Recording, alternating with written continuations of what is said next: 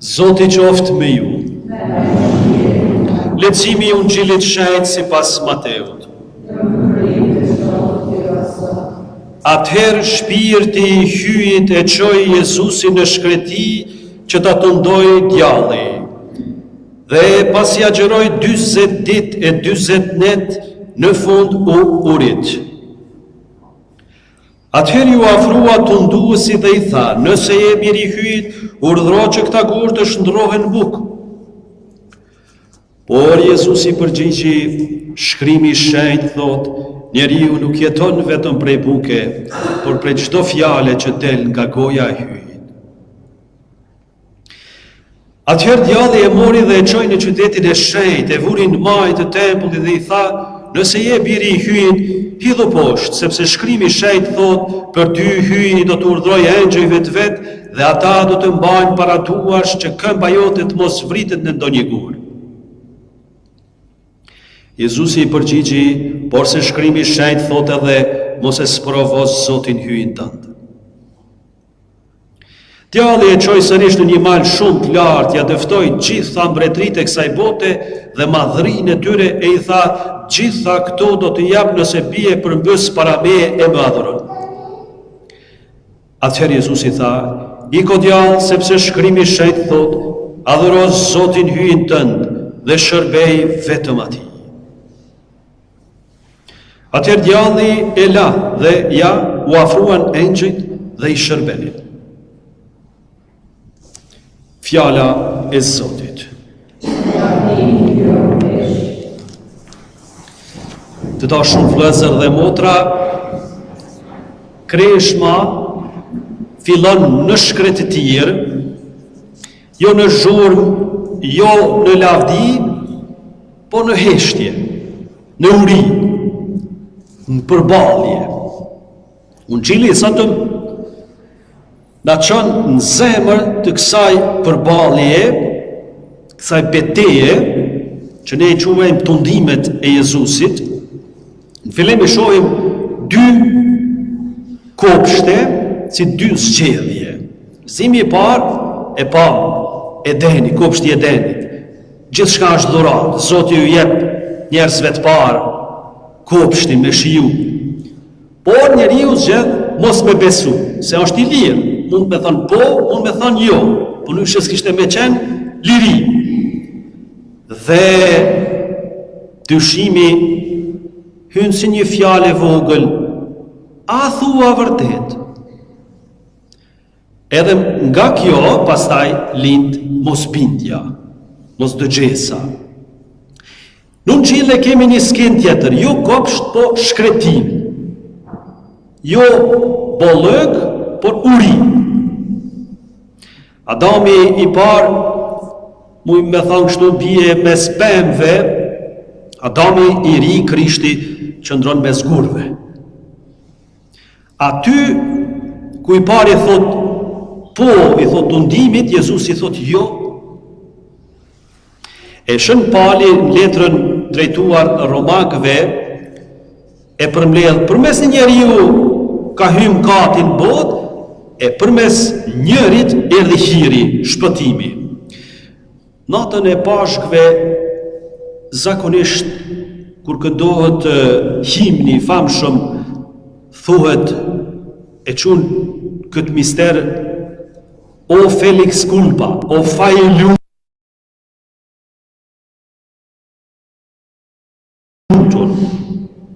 Jo sepse mkati është i mirë, por sepse Zoti është aq i madh sa që e kthen plagën në vend shpëtimi. Kjo është shpresa ju. Asnjë rënje nuk e ka fjalën e fundit kur Zoti hyn histori. Keni vrejt besoj në Ungjil, thot shpirti i shenjtë e çojnë në shkretin. Nuk shkon pra rastësisht në shkretije.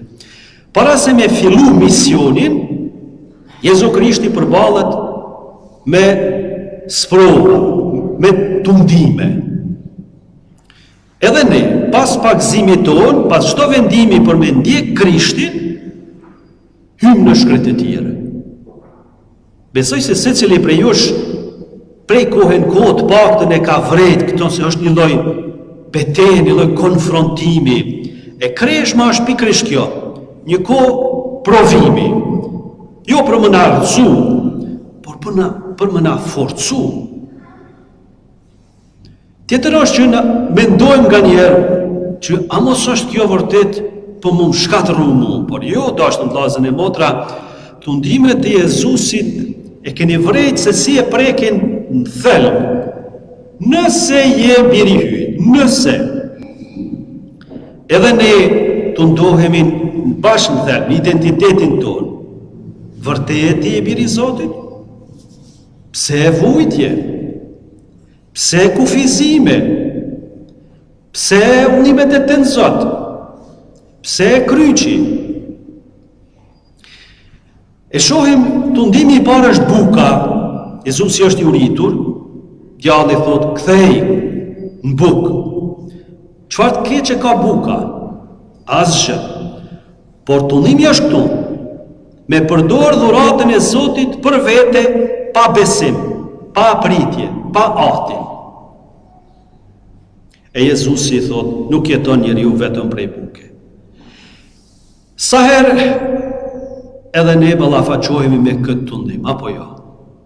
Siguri materiale, komoditet, rehatim. Por, çka na mëson kisha? Nan e mirë, që sikur e merr djalin e vet, binë e vet dhe i thot, shih biri jem, bia eme. Përveç bukës ekziston edhe diçka më shumë, një bukë tjetër shpirtërore. Do të thonë ti e ke trupin, e ke stomakun, por ke edhe ushqime tjera shpirtërore.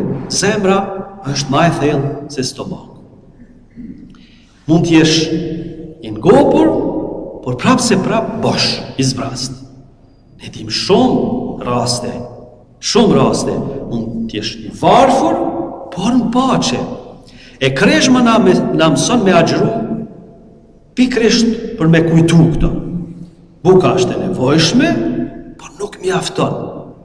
Fjalët e Zotit që kemi ardhur mi dëgju këtu, janë ai ushqimi i shpirtit. Tundimi i dytë është spektakli. Djalli e çon majë tempull, hidhu poshtë, sprovoi e hyri. Ky është tundimi i fesë së spektaklit. Me kërku prova, mrekulli, shenja që detyron me besu. E Jezusi thot, mos e sprovo Zotin ynë tënë. E besimi i vërtet nuk është sfidë ndaj Zotit, me sfidue Zotin, por mi jo dorëzu ati, E Shën Augustini thot, lutu si kur gjithë shka varet prej Zotit, puno si kur gjithë shka varet prej teje. Sa herë ne i themi Zotit, nëse ma zgjidh këtë problem, atëhere unë besoj. E dashuria nuk funksionon me kushte. Dashuria është besim, jo presion.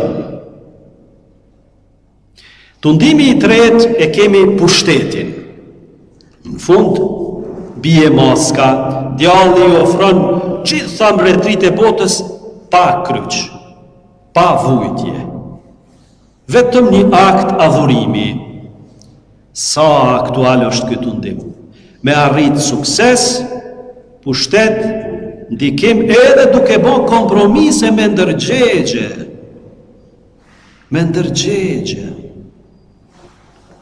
E Jezusi përgjigjet, iko djallë, hiç mo, largo mo, adhuroje Zotin ynë tënd dhe shërbej vetëm atij.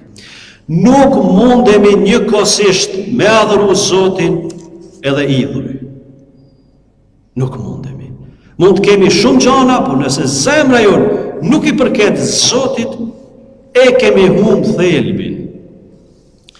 Edhe shohim që këto tundime nuk janë vetëm, si me thonë, diçka që ka ndodhur kaluamën te Jezusi.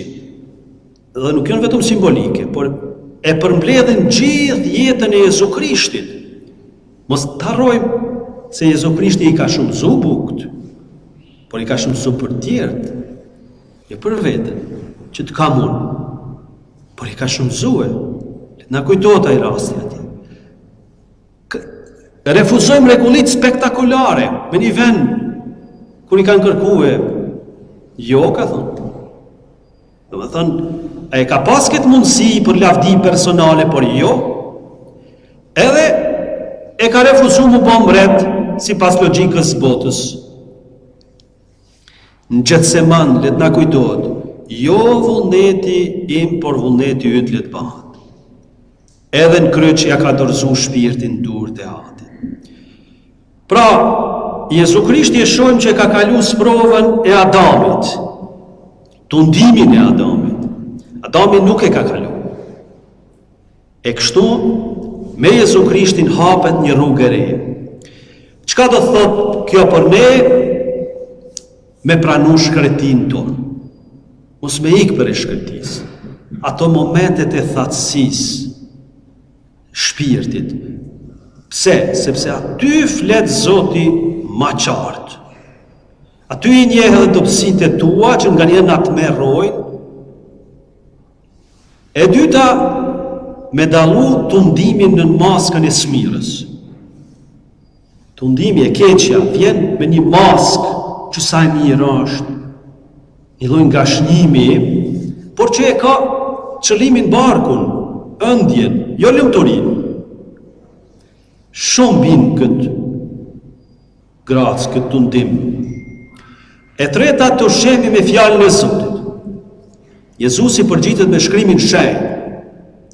E një zemër që e njeh fjalën e Zotit është ma e fortë në betejë. Është ma e fortë në betejë. Pra, ta zgjedhim adhurimin e vërtetë Zotit. Sepse ku e ke zemrën, ajo ka më të ballë Zot. Mos e mashtro veten. Sqaroja vetës ku e kam zemrën, çka i kushtoj vëmendje, çka i kushtoj kohë. Ajo është Zoti im.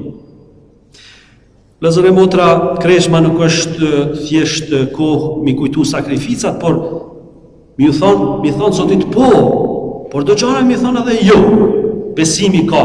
Edhe po e ka edhe jo tundimeve. Ushtronu këto gjana, sidomos në ato ngashnimet e jetës përditshme ku i keni vrejt, edhe demaskoni se si nga njerë keni rënë këto gracka që u shdok bukur, por në fund kalon të zbrast. Shikoje me sytë këfjell këtë zbrasti. Atyre keme pas fuqimi thonë jo. Por aq sa ti disi koketon, ashtu me thonë, flirton me të keqen, prap se prap keme ra. E në fund kësaj rrugë që shohim që si Jezu Krishti ka shku me shpirtin shenjtë shkretien, me shpirtin e Zotit. Edhe ne, mos ta harrojmë që shpirti i shenjtë është vazhdimisht i pranishëm. Është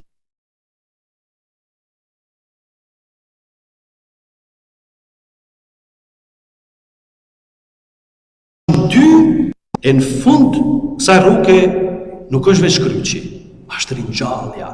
Këto kur s'do të me harrue, se nga njerë na kaplon një lloj shkretije, një lloj mjerimi, e po unë s'mundem, kjo është shumë e vështirë për mu, e harrojmë ringjalljen, e harrojmë shpirtin e Zotit.